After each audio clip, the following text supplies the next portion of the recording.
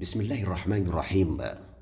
اللجنة المنظمة لدورة الاستقلال بالسفارة السودانية تستعد للختام بمفاجآت ضخمة. عقدت اللجنة المنظمة لدورة السفارة السودانية بالكويت اجتماعا استثنائيا بمنزل دكتور محمد الضي الوزير المفوض ورئيس اللجنة المنظمة عشية الأمس السبت إعدادا لليوم الختامي المقام باستاد التضامن بالفروانية عصر الجمعة 3 فبراير المقبل، الذي يجمع فريقي السهم والاستقلال اللذان وصلا للنهائي عبر تخطيهما الجهراء والوطن على التوالي في نصف النهائي.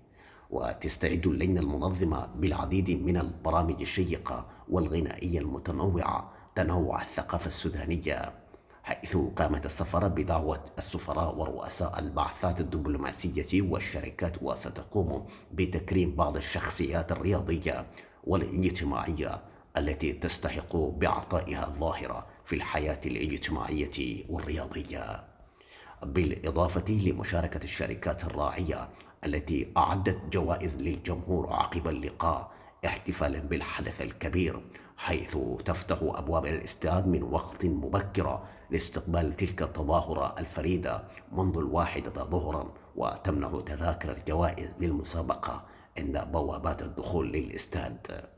المكتب الإعلامي للدورة. تحياتي ودمتم